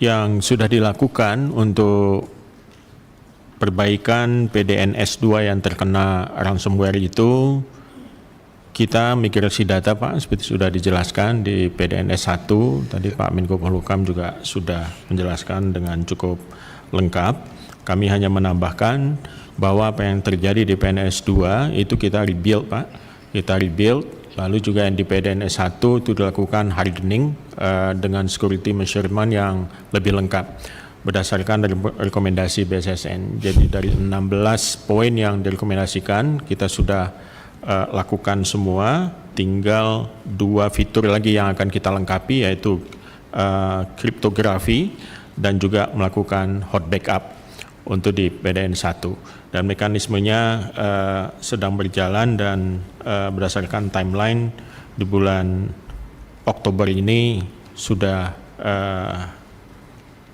lengkap dari rekomendasi BSSN yang kita lakukan. Saya setuju sekali tadi apa yang disampaikan oleh semua pertanyaan dan juga usulan dari rekan-rekan di Komisi 1. Persoalan cyber security ini memang persoalan yang paling krusial sekarang ini. Jadi dia mengikuti langkah-langkah transformasi digital, dan saya kira kesadaran ini juga sudah merata di ekosistem Kominfo tentang pentingnya kolaborasi seperti yang diungkapkan oleh Bapak Menko Polhukam. Jadi saya kira lesson learned yang paling mahal yang kita dapatkan dari serangan ransomware itu adalah bahwa transformasi digital ini bukan sekedar berhenti membuat situs ataupun website seperti itu, tapi juga bagaimana mindset kita, bagaimana mengubah cara bekerja kita, dan apa itu yang dimaksud dengan digital services atau layanan digital. Ini memang tidak sederhana, lagi-lagi selain soal teknologi juga soal SDM, soal literasi pengguna teknologi yang bisa mengakses data center juga harus kita tingkatkan kesadarannya. Karena berdasarkan kesimpulan yang kita dapatkan dari beberapa insiden yang terjadi, pada umumnya terjadi keteledoran ataupun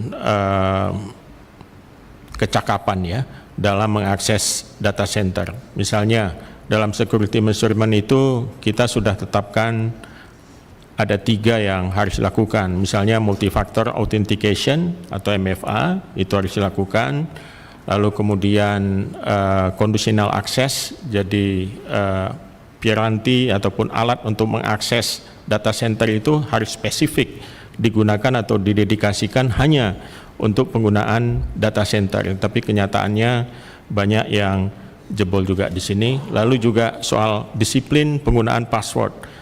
Kita juga menemukan begitu banyak password yang compromise, yang gampang dihack.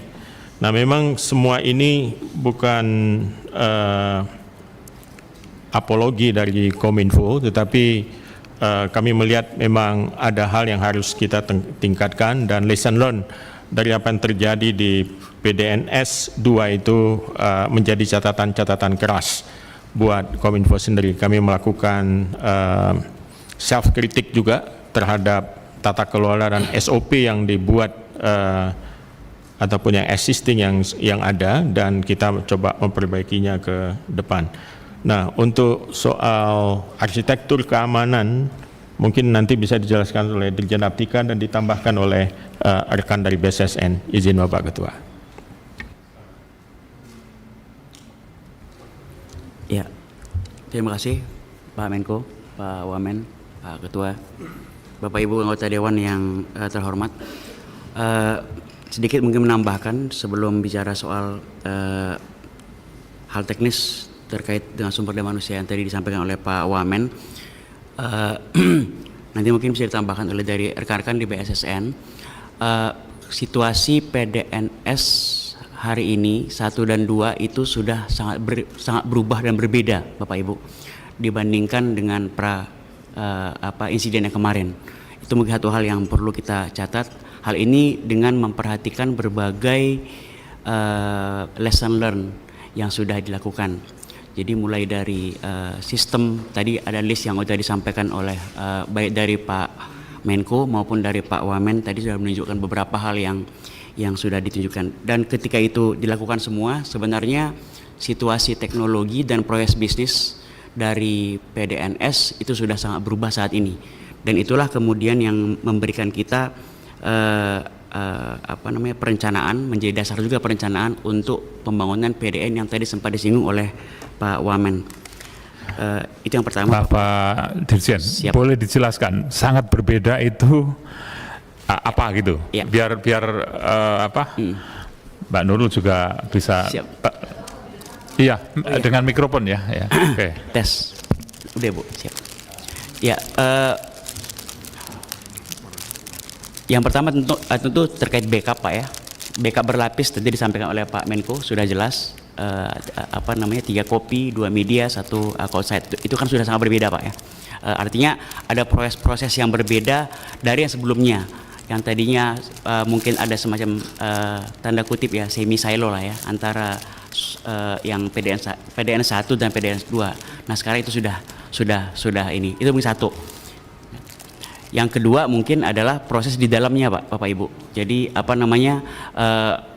harus diakui bahwa banyak persoalan-persoalan terkait multifaktor authentication dan segala macam yang selama ini mungkin sebelum kejadian belum ada apa-apa, belum diperhatikan, ini sekarang sudah mulai di-enforce. Apalagi bahkan ketika dalam hal PDN misalnya Bapak Ibu perencanaan itu BSN juga sudah terlibat aktif saat ini dalam perencanaan PDN. Itu yang saya sebut tadi menjadi bagian dari perencanaan di PDN yang disebutkan oleh Pak Wamen tadi. Itu saya kira terkait sama yang perbedaan tadi. Interupsi Ketua, masalah perbedaan yang dijelaskan ini menurut saya normatif ya. Ini kan masalah masalah koordinasinya begitu. Tapi secara teknisnya tuh apa perbedaannya itu? Kalau itu normatif Pak, kita bisa ngomong kayak seperti itu. Yeah. Istilahnya asumsi saja, empiris, gitu. Silakan. Ya.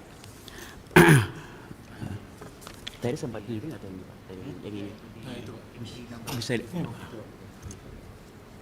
Oh ya, ini mungkin Bapak Ibu yang beberapa pointer dari PDNS 1 dan sebenarnya juga di PDNS 2 ya, Pak Dir ya.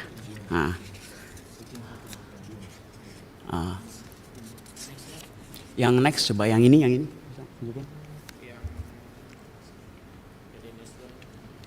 Yang shared security responsibility policy.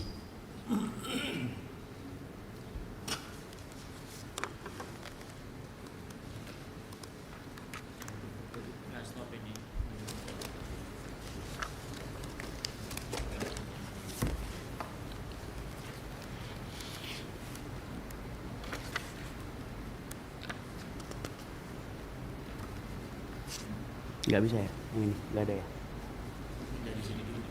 Oh ya, yang ini dulu. Ya.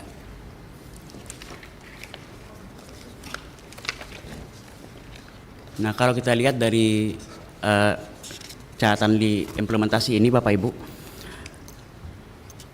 ada 9 implementasi yang direkomendasi oleh BSSN, mungkin nanti bisa lebih detail ya Pak ya, terkait sama ininya. Tapi dari masing-masing pointer ini disusun dan direkomendasikan oleh BSSN.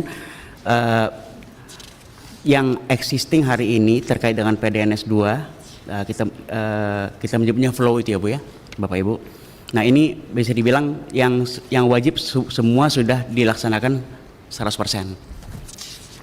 Dan progres yang paralel itu sudah 78%. Tinggal beberapa hal terkait kriptografi yang mungkin nanti bisa ditambahkan oleh Pak Deputi Pakel. Jadi kalau misalnya kita lihat secara umum, misalnya ditanyain seberapa berbeda, ya hampir banyak hal dari yang ini tidak ada pada pra insiden Bapak Ibu. Semua ini sudah dilakukan saat ini, sudah mencapai 100% yang wajib, dan yang progres tinggal yang bagian yang sifatnya kriptografi as service. Ini sudah sangat berbeda Bapak Ibu. Kalau misalnya kita bisa menunjukkan hal yang sebelumnya. Di luar ini juga sekarang itu juga sudah sangat aktif shared security responsibility yang dilakukan antara Kominfo dalam hal ini Aptika dengan BSN. Jadi ada beberapa insiden yang sudah terjadi belakangan ini, itu koordinasi kita sudah sangat cepat, yang sangat berbeda dari yang sebelumnya yang tadi sempat disinggung oleh Pak pimpinan sidang tadi. Mungkin Pak. Saya coba potong ya Pak Dirjen. Ya. Saya kalau baca ini sangat bagus, udah 100% segala macam. Tapi kita baru lihat hari ini. Coba kalau misalnya ini paling enggak seminggu yang lalu udah selesai kan Pak. Kalau kita dikasih masukan, saya semalam masih dikerubung wartawan, saya jawab, saya belum tahu apa-apa, besok pagi baru mau rapat. Coba kalau misalnya ada perkembangan, sampaikan pada kami pendek-pendek lah di WA atau satu gambar itu kirim pada kita perkembangannya begini. Jadi kita bisa bantu bapak-bapak kerjanya. Kalau kita nunggu, wah udah nunggu besok pagi aja deh. Semalam itu wartawan nanya, ya saya bilang belum tahu. Saya bilang progresnya belum ada, karena memang saya belum dengar kan gitu. Coba kalau ada progres, kirimlah pada kami, itu akan sangat membantu. Gitu. Kita kan baru tahu hari ini Pak, karena kita baca ini. Ya. Bagus sekali progresnya. Tapi progres ini saya kira bukan hari ini, tapi sekian minggu yang lalu sudah berangsur membaik kan begitu. Lah kalau progresnya ini kami diupdate, itu kami bantu kan, bahwa istilahnya sebenarnya nggak terlalu lama juga mereka sudah bekerja. Sampai saat tadi malam saya bilang, saya belum tahu progresnya seperti apa. Yang salah siapa kalau ini? Ya kan? Padahal kita mesti bantu, karena mereka akan tanya pasti, Pak gimana progres yang kemarin? Belum ada laporan progres, saya bilang. Maaf ya, jadi terpaksa saya harus ngomong gitu. Kalau daripada saya ngomong, oh sudah apa Pak? Nggak tahu. Gitu. Sama, Bu Nurul saya kira sama ya. Jadi mungkin grafis satu gambar mungkin progresnya begini, itu saya kira membantu sekali buat bapak-bapak itu. Kami ingin bantu itu, sekaligus kami agar ketika ditanya teman-teman wartawan, kok nggak ada perkembangan ya? Oke, monggo mau dilanjut dari BSSN silakan.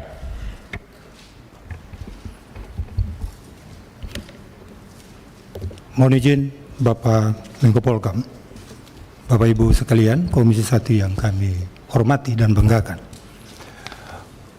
Perlu kita sadari bersama bahwa serangan siber itu kapan saja.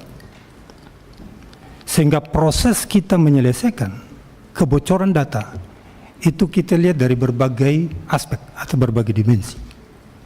Berangkat dari progres implementasi yang sudah kita sampaikan tadi, ini sudah 100%, 78% ini dalam proses bagaimana kita menunggu seluruhnya selesai, baru kita akan melakukan enkripsi. Untuk memastikan bahwa data yang ada di pusat data itu benar-benar dia aman. Karena proses enkripsi itu adalah tahap yang terakhir untuk melihat seluruh modul yang terkait satu dengan yang lain, itu baru kita melaksanakan enkripsi Pak. Yang kedua, perlu kami sampaikan kepada Bapak Ibu sekalian, bahwa sumber daya manusia yang tadi sudah disampaikan oleh Menko Polkam maupun Wamen tadi, bahwa ada kelemahan kita yang ada di cisretnya masing-masing. Ini memiliki standar kemampuan atau sumber daya manusia yang berbeda. Sehingga di dalam mengimplementasikan atau mengoperasionalkan sistem itu, kita nggak punya standar kemampuan. Sehingga problem yang terjadi adalah kesalahan teknis terkait dengan masalah konfigurasi yang ada di masing-masing sistem yang ada di chipset-chipsetnya masing-masing. Yang ketiga, Pak, adalah teknologi. Perlu kita pahami bersama bahwa teknologi itu sangat penting untuk bagaimana kita gunakan untuk melakukan pencegahan baik dari dalam maupun dari luar. Terkait dengan masalah kebocoran data ini kami pastikan pula, Pak, bahwa sesuai dengan PP 71 tahun 2019, di situ dia mengatakan bahwa yang bertanggung jawab terhadap kehandalan data dan keamanan penyelenggaraan sistem informasi adanya di seluruh kementerian dan lembaga. Itu dulu yang harus kita pahami. Sehingga BSSN ketika kita memberikan rekomendasi, kita nggak punya kewenangan untuk memberikan penekanan kepada kementerian dan lembaga. Kami memberikan rekomendasi, tetapi sebagian besar ada yang respon positif, ada yang tidak. Inilah yang menjadi tanggung jawab kita bersama. Sehingga ketika kita berbicara dengan Pusat Data Nasional sementara yang sudah kita sama-sama lakukan proses dari awal kejadian sampai dengan saat ini, Pak, ini semuanya boleh dikatakan telah mencapai 100% dalam rangka kita mengoperasionalkannya. Sehingga diharapkan masing-masing tenan nanti bisa kita bisa melihat seluruh proses transaksi data dari masing-masing tenan itu akan terlihat. Sehingga diharapkan semua komunikasi data antara masing-masing tenan dengan pusat dan daerah itu dapat berjalan sesuai dengan yang kita inginkan. Dan yang terakhir, Pak, kami BSSN sudah dilibatkan dalam rangka bagaimana kita mengamankan pusat data nasional yang tadi dikatakan oleh Pak Wamen, karena kita sudah mendapatkan grand design-nya. Sehingga kita proses melakukan audit itu, kita sudah memberikan 16 rekomendasi, dan itu yang menjadi fokus kami untuk terus bagaimana mengawasinya di dalam mengimplementasikan. Saya kira teman dari kami. Terima kasih. Mungkin menanggapi dari Pak BSSN ya.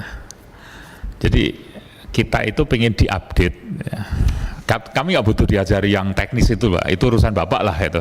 Urusan Bapak, silakan kerjakan, laporkan pada kami perkembangannya. Kami mintanya hanya itu, sambil selesaikan.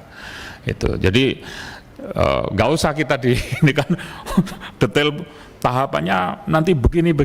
Itu kan memang kewenangan Bapak untuk pada kementerian atau lembaga. Silakan. Buat kami, kita pengen lihat progresnya seperti apa, masukan pada kami. Oh, sudah baik, sudah.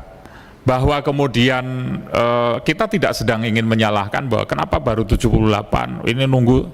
Ya itu silakan saja, itu proses yang ada di Bapak, yang ada di pemerintah. Kita tahunya masyarakat yang hilang atau yang dihack datanya itu aman, kan itu aja, aman. Nah, bagaimana pengamanannya? Dulu kita minta, nah sudah begini. Kenapa kita sampaikan bahwa tadi malam saya belum tahu? Karena memang belum ada update, itu aja. Masih ingat Pak Panglima dulu ketika ada masalah ini, Pak Ketua melaporkan, ini perkembangannya begini. WA saja itu pada pimpinan, nanti pimpinan kita sampaikan pada anggota. Itu jadi anggota punya penguasaan yang selalu terupdate itu.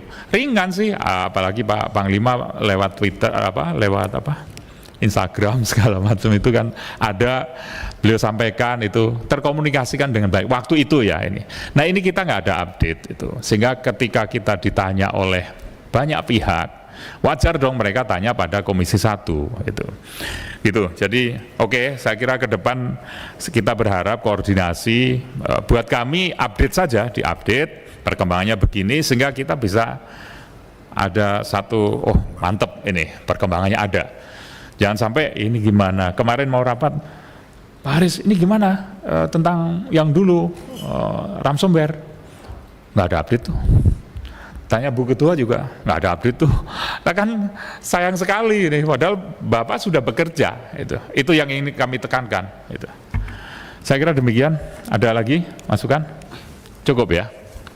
Baik, Bapak Ibu sekalian, Saya kira demikian. Masih ada lagi Pak Menko?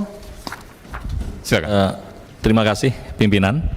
Jadi memang yang kami catat garis bawahi adalah komunikasi, informasi kepada pimpinan Komisi 1 ini sangat penting, sehingga apa yang sudah menjadi kita kerjakan, progresnya ini paling tidak kita laporkan. Itu biasanya dulu saya menginfokan dengan infografis dan sedikit penjelasan di bawah, itu dari Komisi 1 kalau ada pertanyaan dari media bisa langsung dijawab. Oleh sebab itu ini masukan yang sangat baik pimpinan, kami juga akan menindaklanjuti apa yang menjadi perhatian ini. Terima kasih. Baik Bapak Ibu sekalian, karena hari ini tidak quorum rapat ini sehingga kita tidak bisa membuat kesimpulan rapat, tapi catatan rapat saja ya. Jadi silakan ditayangkan.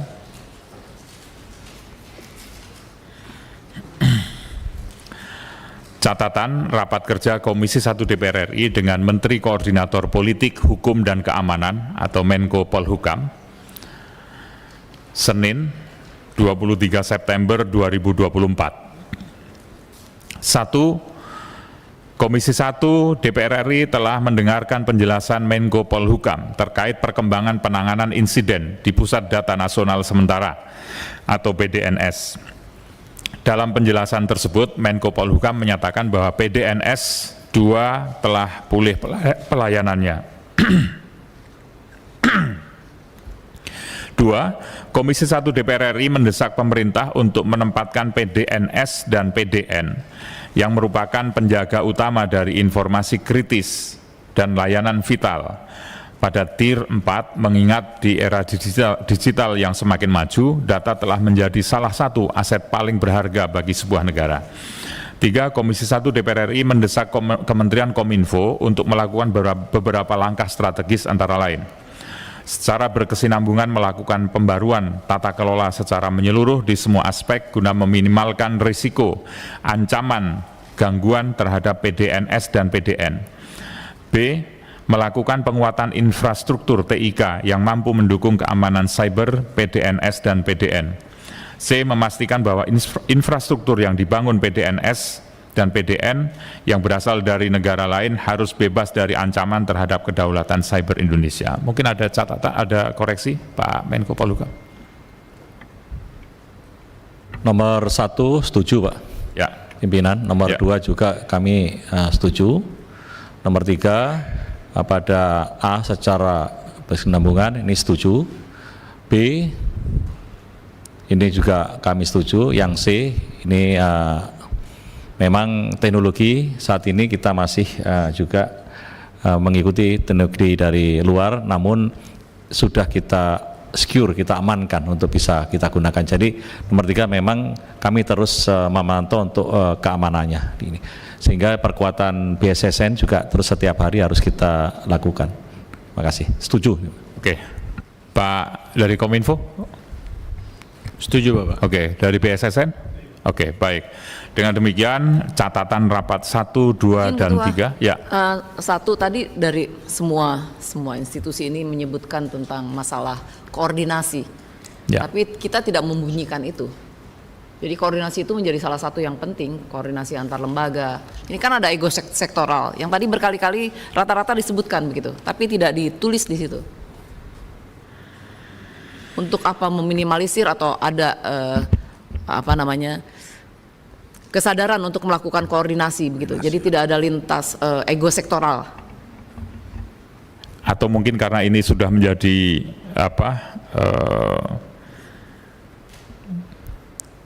tupoksinya Menko sehingga sudah secara otomatis Pak ya. Ya. Kami langsung tidak lanjuti untuk terkait dengan koordinasi supaya menghilangkan ego sektoral. Karena satu tambahan saja pimpinan bahwa CISET tugasnya adalah memberikan notifikasi kepada CISET-CISET di bawahnya. Saat itu setiap ada notifikasi itu ada yang diabaikan. Nah, sehingga koordinasi ini tidak terlihat. Kemudian kami tambahkan tugasnya dari BSSN adalah di samping memberikan notifikasi, dulu hanya memberi informasi, akhirnya ikut intervensi.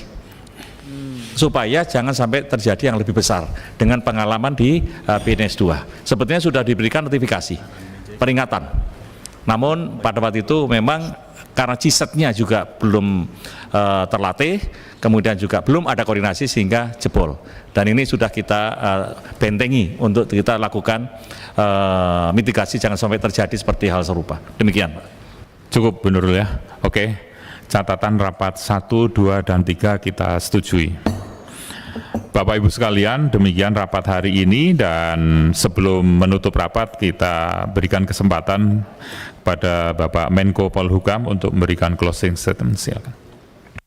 Terima kasih pimpinan. Dengan pertemuan ini kita akan introspeksi ke dalam rangka melindungi sistem digitalisasi kita, dan peristiwa di PDNS 2 ini menjadi satu lesson learned bagi kita supaya tidak terjadi lagi. Mudah-mudahan dengan kerja keras di kementerian di bawah koordinator Polhukam ini bisa memiliki kemampuan yang baik dalam rangka mempertahankan sistem digitalisasi kita. Terima kasih. Terima kasih Pak Menko Polhukam, Pak Wamen Kominfo 1 dan 2, Deputi Operasi BSSN, Deputi 6 Polhukam, dan Dirjen Aptika, serta seluruh jajaran semuanya atas perhatiannya pada hari ini. Pimpinan dan anggota Komisi 1, terima kasih, dan mengucapkan alhamdulillahirrabbilalamin, rapat ini saya nyatakan ditutup. Wassalamualaikum warahmatullahi wabarakatuh.